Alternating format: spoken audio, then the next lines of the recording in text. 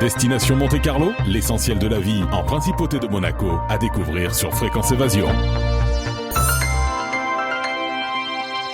Destination Monte-Carlo. Dans quelques instants, Destination Monte-Carlo, l'invité aujourd'hui, c'est Pierre Frolla et nous allons découvrir l'école bleue et nous parlerons de protection de l'environnement et des fonds marins. Tout de suite. Partout, dans le Grand Sud, Fréquence Évasion. Fréquence Évasion, c'est la chaleur provençale, une vraie bouffée d'oxygène. Fréquence Évasion, le soleil du Grand Sud. Pierre Frolla, bonjour, bienvenue dans Destination Monte-Carlo. Bonjour, comment allez-vous ? Très très bien. Merci de m'accueillir chez vous. Alors Pierre Frolla, pour commencer, pouvez-vous nous parler de l'école bleue qui est basée à Monaco ? Quand a-t-elle été créée et quels sont ses objectifs ? Alors l'école bleue, elle a été créée en réalité, on va dire physiquement en 2002, mais c'est un projet qui a vu le jour en 98 lorsque j'étais à la fac des sports de Nice. Et où j'avais dû réfléchir pour mon mémoire de licence ou de maîtrise, je sais plus très bien, à imaginer un concept dans le domaine de l'éducation motricité. Donc j'avais imaginé un projet, j'avais imaginé une école qui s'appellerait l'école bleue. Et finalement, en 2002, fin 2001, début 2002, j'ai fait la rencontre d'une personne qui s'appelle Jean-Pierre Giordano, qui était à l'époque le directeur technique national de la Fédération monégasque d'activités subaquatiques, et qui m'a proposé à justement s'occuper d'une école de plongée à Monaco, c'est-à-dire la créer, pour permettre à des enfants de découvrir les bords et les fonds côtiers par le biais de la plongée sous-marine. Et donc on a mis en commun nos objectifs, nos envies, nos désirs. Et ensemble on a créé donc cette école bleue qui au début était une toute petite structure et qui au bout de 3 ans est devenue très importante. Et en 2005, Jean-Pierre m'a donné les rênes de cette association, de cette école, de cette académie, que l'on a d'ailleurs rebaptisée l'Académie de la mer. Et on a effectivement commencé à développer l'école bleue comme elle existe maintenant, à savoir une école de sensibilisation à la faune et à la flore pour les enfants à partir de 8 ans, dans les disciplines que sont la plongée bouteille et la plongée en apnée. Ces enfants en véhiculent certaines valeurs, les valeurs du mérien, c'est-à-dire le terrien qui devient un mérien, des valeurs telles que la modestie, l'humilité, le courage, le partage, la liberté, l'abnégation et la passion.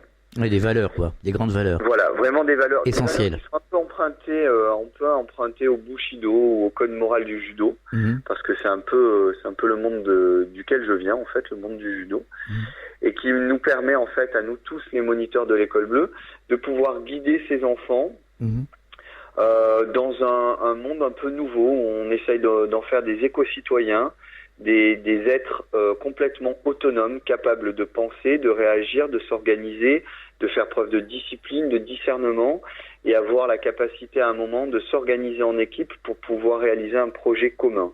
Et ça, c'est vraiment la force de cette école qui est bien plus qu'une simple école de plongée en bouteille ou en apnée. Oui, et on en a bien besoin. Oui. Elle est basée où, cette école bleue à Monaco ? Cette école bleue, elle est basée à la plage du Larvoto, dans la réserve aquatique qui est régie par l'association monégasque de la protection de la nature, pour la protection de la nature, pardon. Elle est, lorsque l'on regarde la mer et que l'on est sur la plage du Larvoto, elle est à l'extrême droite. D'accord. À côté d'un lieu-dit qu'on appelle la Rose des Vents. Donc c'est tout simplement en fait vers le sud. On est à ce qu'on appelle la jetée sud de la plage du Larvoto. Et c'est un grand local qui fait 120 mètres carrés. Et on a une terrasse qui fait pratiquement 150 mètres carrés aussi. Et c'est là où on accueille les enfants, mais aussi les adolescents et les adultes. Alors on dit que vous êtes un homme poisson, que vous plongez à plus de 120 mètres, quand même, sans bouteille. Comment est-ce possible ? Simplement par l'entraînement. En fait, j'ai été athlète dans ma discipline, ça a été mon métier pendant pratiquement 15 ans. Et donc, je m'entraînais tous les jours, à raison de 4 à 6 heures par jour, 6 à 7 fois par semaine, pratiquement tous les jours de l'année. Et donc, forcément, au plus on va s'entraîner, au plus on va créer des adaptations qui vont nous permettre justement de pouvoir progresser, devenir fort dans notre discipline Et donc, moi, ma discipline de prédilection, c'était la grande profondeur. Dans les disciplines que l'on appelle assistées ou non assistées, c'est-à-dire descendre par ses propres moyens, les poids constants, ou descendre grâce à l'aide d'un outil que l'on appelle un poids variable, donc une gueuse. Et donc, à force de m'entraîner, eh bien, j'ai acquis la capacité de pouvoir descendre en grande profondeur et jusqu'à 123 mètres, qui a été mon dernier record du monde réalisé en 2004. En effet. Alors, il paraît que vous nagez sans protection avec des requins, notamment avec les grands requins blancs. Que ressent-on quand on est si proche de tels animaux? Eh bien, on ressent énormément d'humilité parce qu'en fait, le grand requin est vraiment le seigneur des mers. C'est un animal qui règne avec prépondérance dans son élément. Il est au sommet de la chaîne alimentaire. Il est en même temps si puissant qu'il est aussi si fragile. Et on fait preuve d'énormément d'humilité. On ressent du respect. On ressent de la crainte, bien entendu, parce que les peurs les plus primaires qui sont issues notamment de notre culture, qu'elles soient axées d'un point de vue cinématographique à cause des Dents de la Mer depuis 1975, ou bien avant parce que de nombreux mythes ont mis en avant le caractère bestial et sauvage de cet animal assoiffé de sang et sanguinaire, qui en fait finalement ne l'est pas du tout. Le requin est d'abord et avant tout un animal, un grand prédateur, ce que l'on appelle un apex predator en anglais. Il est au sommet de sa chaîne alimentaire, au sommet de son art, et en même temps qu'il est si puissant, il est si fragile. Donc on ressent tout auprès de ces grands animaux. Pour ma part, qui était terrorisé par les requins à l'époque, le fait de pouvoir nager avec eux m'a procuré énormément de, je dirais presque de fierté avant de ressentir des choses telles que l'humilité ou le respect.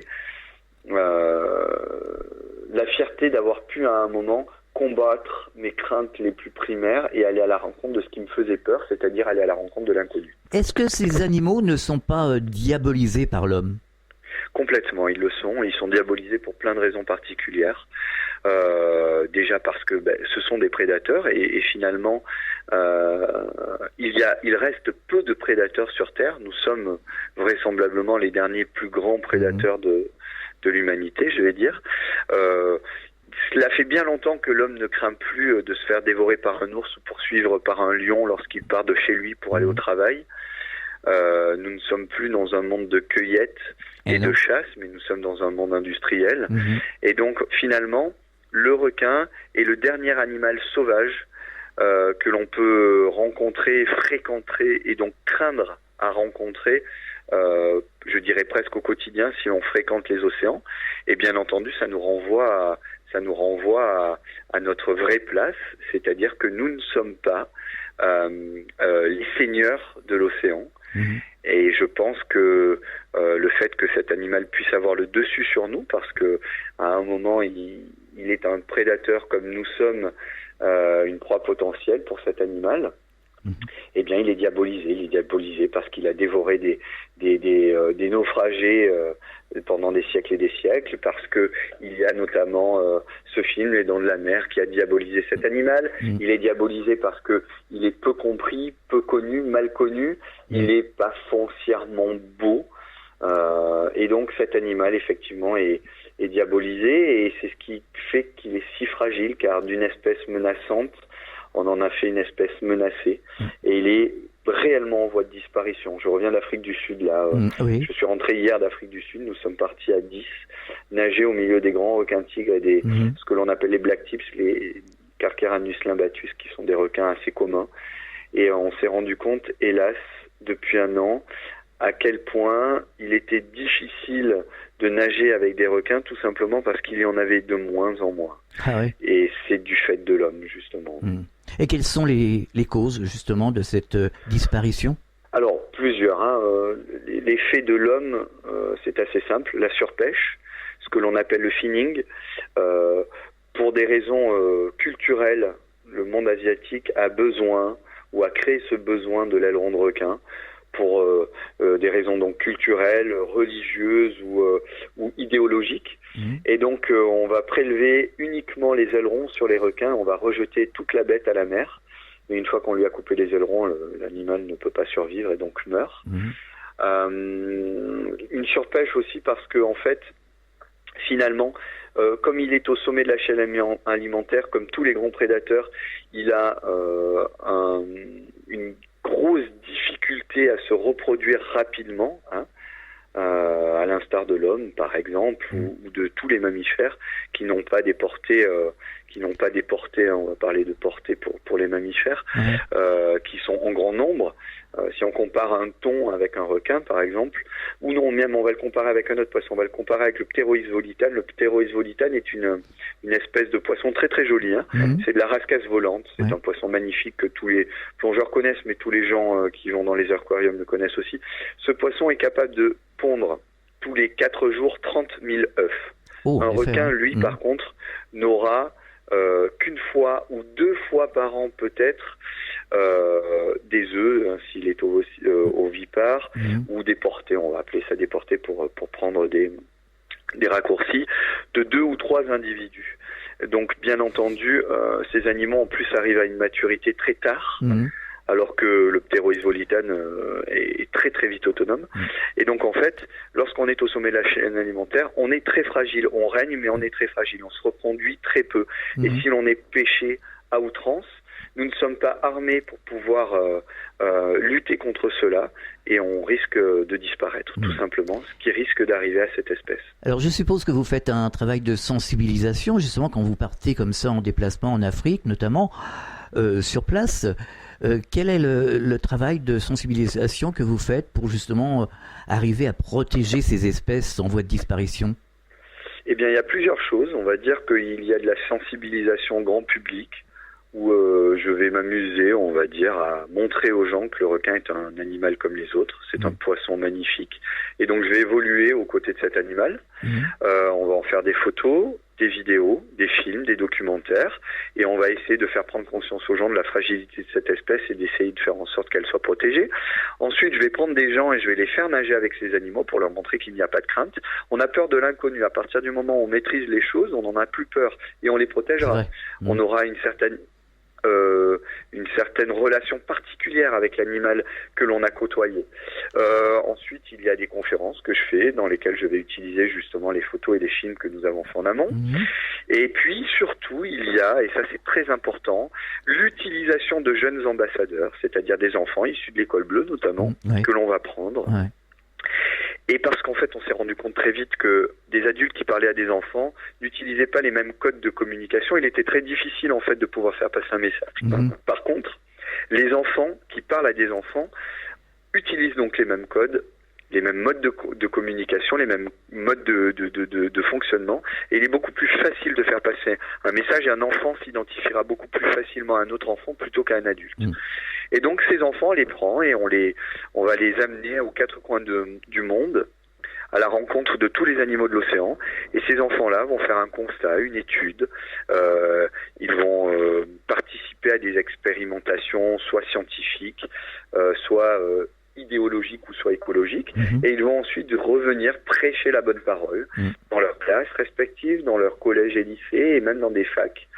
Et puis même dans des conférences telles qu'au musée océanographique ou à l'Institut océanographique de Paris, pour justement arriver à toucher la jeune génération que nous avons du mal, nous adultes, à pouvoir sensibiliser.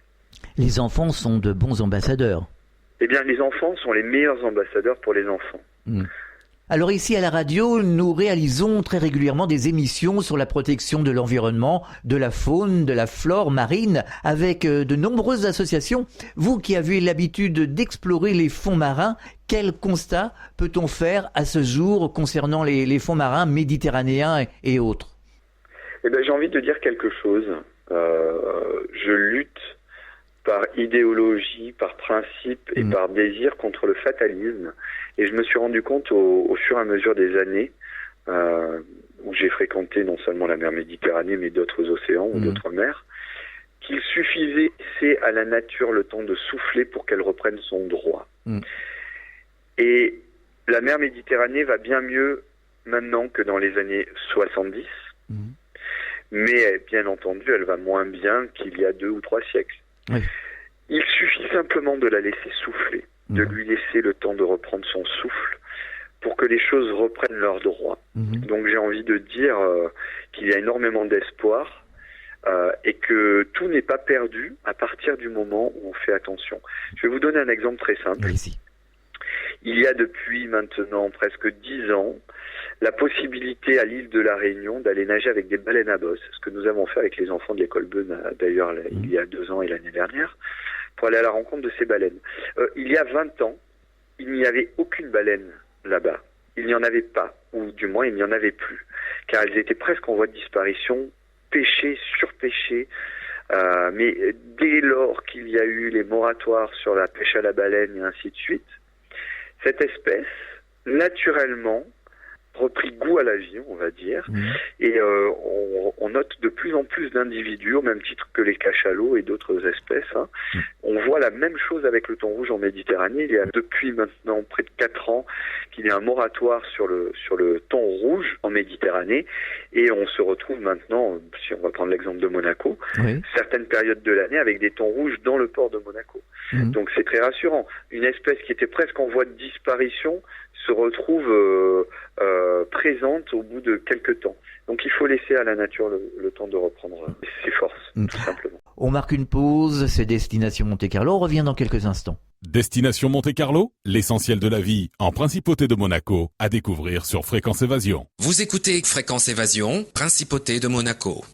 Chaque jour sur Fréquence Évasion Grand Sud, info, loisirs, culture, environnement et détente.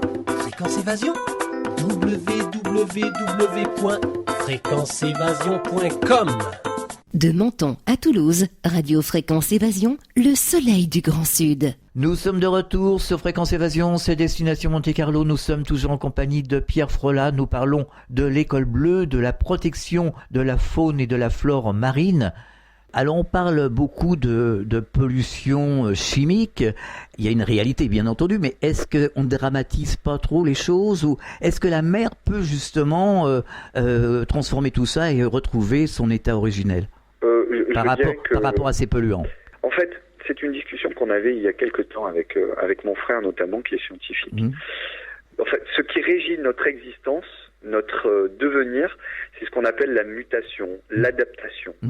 Le fait qu'une cellule se multiplie à un moment et donne un être. Le fait qu'à un moment, les choses s'adaptent. Alors, il y a des transitions très franches et très dures et très rapides dans lesquelles la nature n'a pas le temps de s'adapter. Espèces qui ne peuvent pas s'adapter, mais en général, je dirais que l'être vivant s'adapte à son environnement. Survivre. C'est le cas d'ailleurs des bactéries, par exemple, qui sont les premiers êtres à un moment s'adapter pour pouvoir trouver des solutions.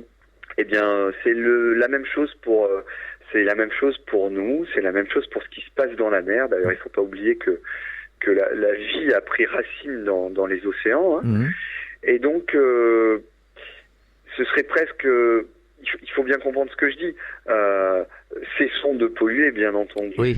Mais de toute façon, la nature reprend toujours son droit, de quelque façon que ce soit. On s'adaptera toujours.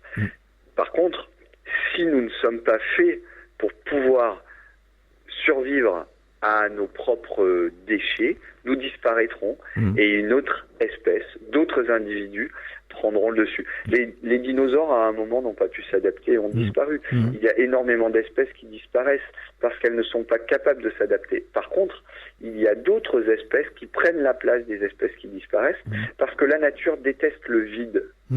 Maintenant, il est très important de faire attention. Faire attention à l'eau douce, faire attention à nos rejets, faire attention au tri de nos déchets. Mais il faut bien comprendre que nous ne sommes pas une espèce qui est capable à un moment de revenir en arrière.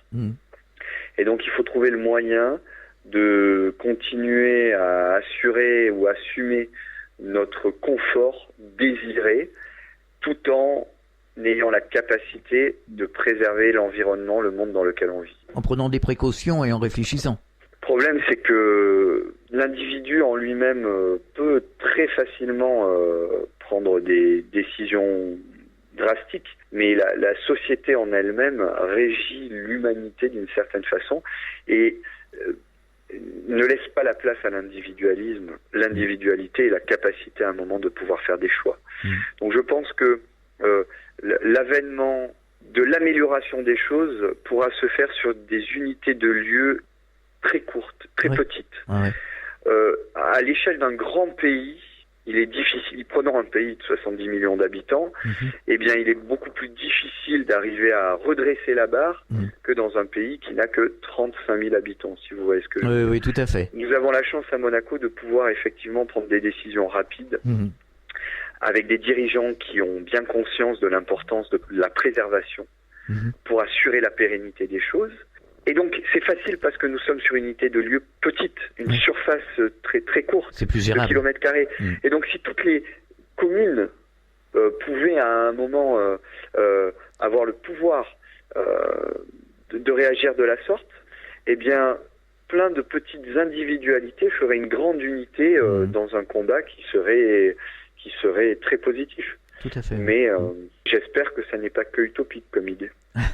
Alors depuis 2007, vous êtes ambassadeur et vice-président du comité technique national de la Fédération monégasque des activités subaquatiques. Vous pouvez nous expliquer en quelques mots ?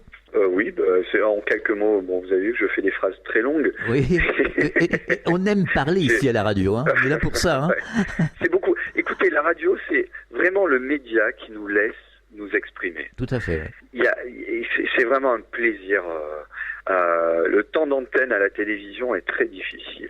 Et à la radio, on peut vraiment s'exprimer. Et c'est pour ça que je préfère quand même faire de la radio. Alors, qu'est-ce que le coordinateur des activités subaquatiques à Monaco ? C'est une personne qui fait le lien entre les différentes structures qui enseignent ou qui encadrent la plongée sous toutes ses formes, que ce soit la randonnée palmée, la plongée bouteille, la plongée en apnée, l'archéologie, ainsi de suite.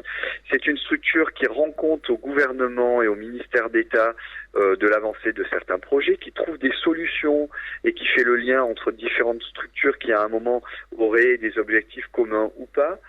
Je dirais que c'est une espèce de... Alors le coordinateur, par définition, voilà, c'est ça. Donc en fait, le coordinateur, c'est assez simple de comprendre ce qu'il fait. Ça n'est pas un chef d'orchestre, ça n'est pas un chef de file. On va dire que c'est une personne qui doit avoir la faculté de pouvoir écouter ce que veulent les autres, de pouvoir mettre en place des solutions aux attentes données avec des objectifs qui doivent être communs. Pour vous donner un exemple, je travaille en même temps sur le développement de nouveaux programmes d'enseignement, la création de nouvelles structures de plongée ou de sécurité aquatique notamment. Nous venons de mettre en place un projet d'immersion d'un récif artificiel sous forme d'un bateau que l'on appelle une épave, pour faire en sorte que cette épave n'en soit plus une, mais devienne un récif artificiel pour le grand plaisir, déjà d'une part de la nature, des espèces qui n'ont pas de lieu pour se protéger et se reproduire, et aussi des plongeurs qui auront un très joli site de plongée à Monaco d'ici quelques mois.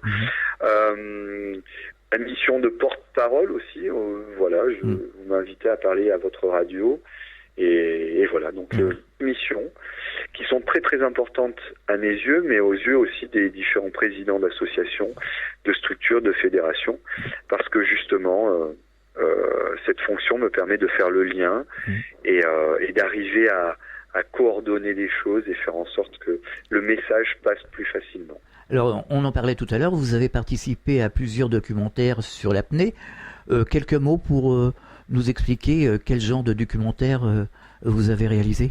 Bien, des documentaires assez, qu'on va dire, sur l'histoire d'un apnéiste qui évolue dans son monde, donc soit des documentaires sur la compétition, soit sur les records, soit sur l'entraînement, soit sur des expérimentations scientifiques, ou sur ma reconversion, un très beau film qui avait été fait par Jérôme Esplat, qui s'appelle Prince des épaves, qui mettait en scène Frédéric Buil et moi-même, et qui retraçait notre reconversion, l'aventure, la décision à un moment d'arrêter la compétition pour des raisons différentes, et de s'axer sur de nouveaux combats, on va dire, tels que la sensibilisation à la nature et ainsi de suite, et des documentaires, je dirais, plus animaliers, fictifs ou non, faisant preuve de fiction ou non plutôt que fictif, orientés sur la rencontre avec de grands animaux, la sensibilisation à la fragilité de telle ou telle espèce, telle que le requin, le dauphin, la baleine à bosse, ou des expériences,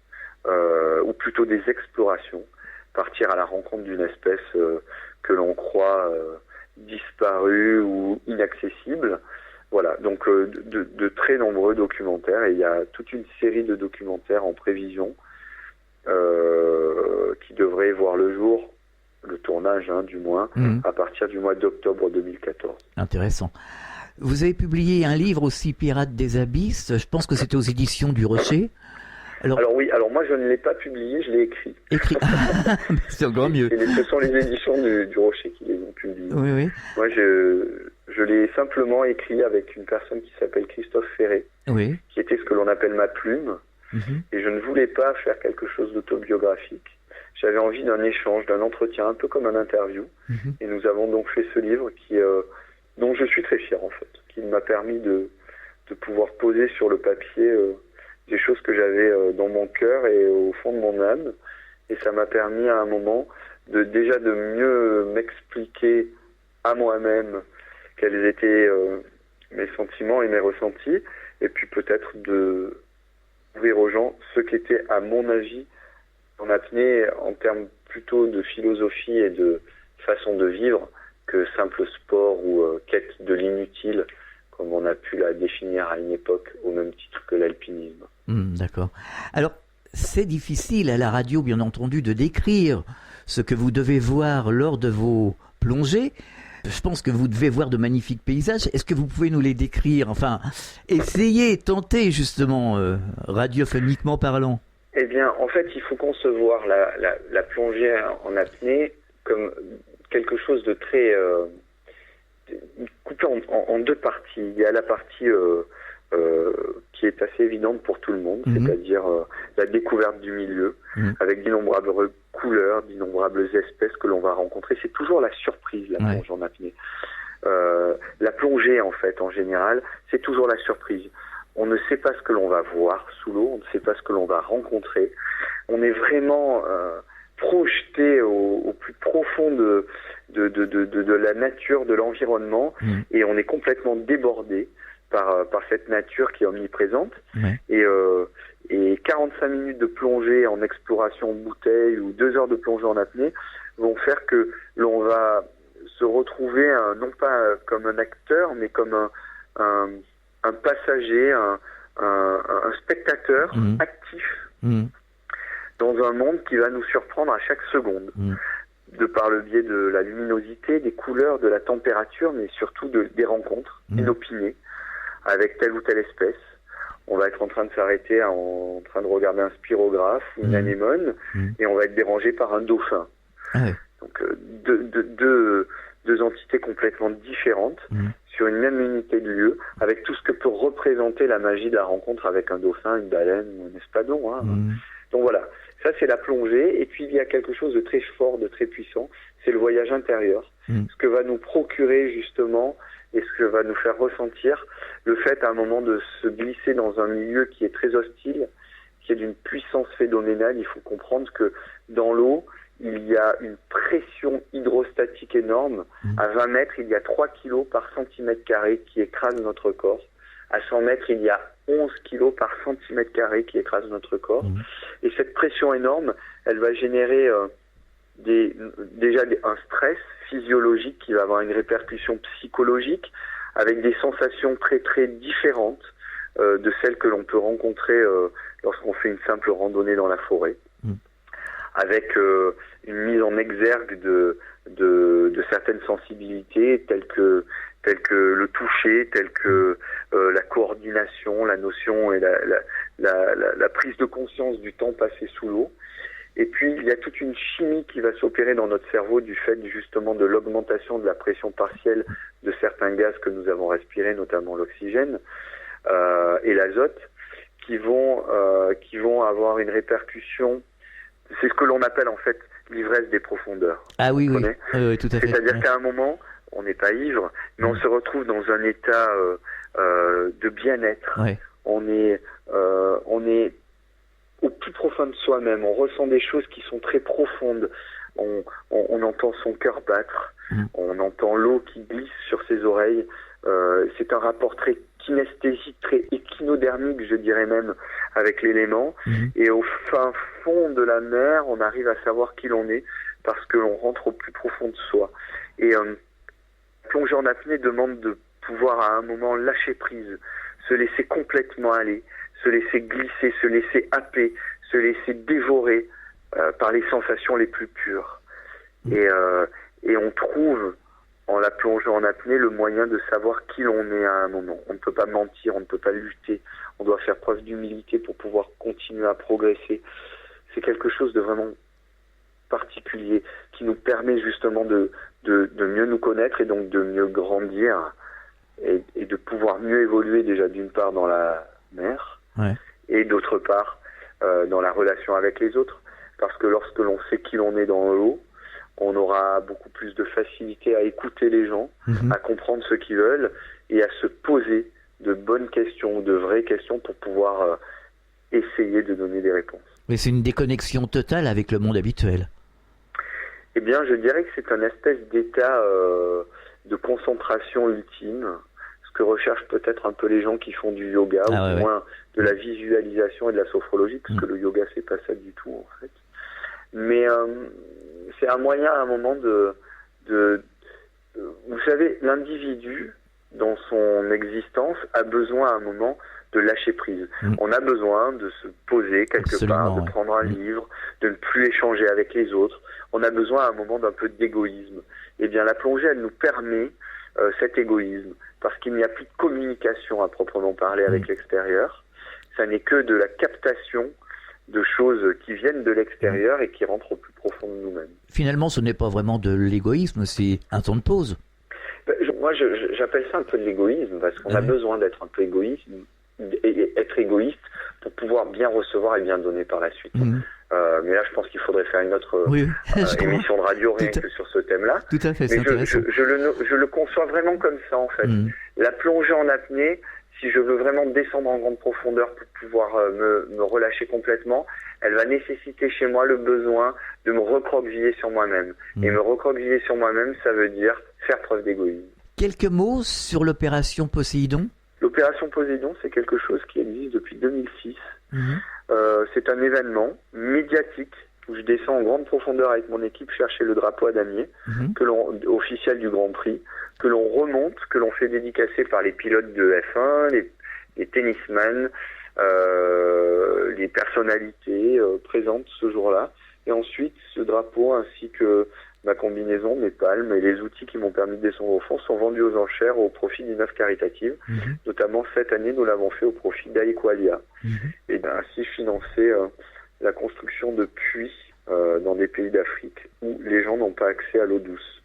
Alors vous organisez, on en a un peu parlé tout à l'heure en début d'émission, des stages, des conférences, des ateliers de sensibilisation à l'École Bleue. Vous organisez ? Oui, tout à fait. Oui, voilà. Comment fait-on pour y participer ? Voilà. Eh ben, la mission même de l'École Bleue, c'est justement de permettre à ces enfants, sous forme de stage de 2 ou 5 jours, de pouvoir devenir des mériens. Donc, il y a différents ateliers tels que la plongée en bouteille, la plongée en apnée, la randonnée palmée, le secours et le sauvetage aquatique, qui prend de plus en plus de place et qui d'ailleurs a nécessité la création d'une école spécifique pour cela, avec le concours et le soutien de la Fondation Princesse Charlène. C'est une structure qui verra le jour en 2014, que je dirigerai avec toute une équipe pédagogique où nous sensibiliserons les enfants au secours et au sauvetage aquatique. Et on leur fera passer des diplômes de secourisme citoyen et aquatique. L'École Bleue, elle propose aussi des cours de navigation, des cours de sauvetage subaquatique, c'est-à-dire sous l'eau, et je dirais une réflexion sur l'éco-citoyenneté en général. Alors l'adresse du site de l'École Bleue à Monaco, c'est www.écolebleu-monaco.com. Que peut-on trouver sur ce site ? Eh bien, je vais simplement vous inviter à aller sur ce site pour voir ce que vous y trouverez, car il y a des gens qui travaillent dur pour pouvoir mettre en ligne des choses, donc je ne vais pas vous le révéler à la radio. Je vous invite à aller jeter un œil, soit sur ce site, donc www.écolebleu-monaco.com, soit sur www.pierrefrola.com. On mettra un lien sur le site de la radio de toute façon. Avec grand plaisir et merci. Est-ce que vous avez un message adressé aux auditeurs amoureux de la nature et des environs marins? Et j'ai envie de dire aux auditeurs, soyez tout simplement amoureux au quotidien. C'est ça qui nous construit. Et c'est l'amour qui nous permettra de survivre, tout simplement. Tout à fait. Merci Pierre Frolat d'avoir participé à cette émission Destination Monte-Carlo et bonne continuation et à très bientôt j'espère. Écoutez, je vous remercie énormément et j'espère avoir la chance de pouvoir être invité à nouveau. Pas de problème, à bientôt, au revoir. Au revoir. Destination Monte-Carlo, à découvrir sur Fréquence Évasion. Fréquence Évasion.